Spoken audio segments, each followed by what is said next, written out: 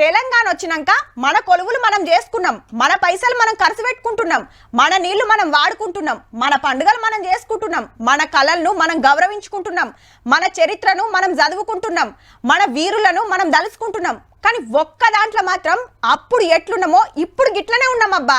తెలంగాణలో తెలంగాణ సీన్ మీదనో సినిమా తీస్తే సూపర్ ఆడేటట్టుంది పో. అవు మళ్ళా రాష్ట్రం తెచ్చుకొని 10 ఏళ్ళు నిండినా పతార పాతోళ్ళదే పెత్తనం పాతోళ్ళదే. జరిగింది ఏమన్నా ఉన్నదా అంటే అప్పట్లో రౌడీలకు గుండెగాళ్ళకు పెట్టిన మన భాషను ఇప్పుడు హీరోలు వలుకుతుండ్రు. అంటే యాసం అన్నది యాక్టర్ల అల్లు ఇట్లయినాక మనోళ్ళేనంగి హీరోలు అవుతారు. అన్నదమ్ములు, బాబాయిలు, అబ్బాయిలు, మేనమామలు, మేనల్లుళ్ళు, తోక చుట్టాలు, తొండెం దోస్తులు అంతా అల్లేనాయే. మన యాసను, భాషను, బట్టను, బొట్టును ఎక్కిరిచ్చిన వాళ్ళే అల్లం బెల్లం అయినరు. కిందో మీదో పడి బుడ్డ సినిమాలు మనోళ్ళు తీస్తే టాకీసులు దొరకాయి. మొత్తంగా పెద్దల చేతుల్నే ఉండే. మనోళ్ళకు ఓటీటీలే టాకీసులు అయినాయి. బలగమసొంటి సినిమాలతోనే ఎవల కాళ్ళు బలం చూపించుకున్నారు గాని సర్కార్కెళ్ళి ఎసొంటి సపోర్ట్ దొరకలే. అదేందో గాని అప్పట్లో ఖతర్నాక్ సినిమాలు తీసిన జై బోలో శంకర్ అన్న తెలంగాణ వచ్చినాక పత్తాకు లేడు.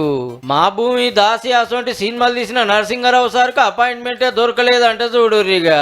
రామోజీ ఫిలిం సిటీకి తాత సొంటిది కట్టిస్తామని రాచకొండ గుట్టలలో గాలి మోటార్ వేసుకొని తిరుగుతాంటే ఇంగ్లీష్ సినిమాల షూటింగ్లు కూడా ఈడనే తీస్తారేమో అనిపించింది. ఫిలిం సిటీ కట్టింది లేదు, సింహం అవార్డులు వంచింది లేదు.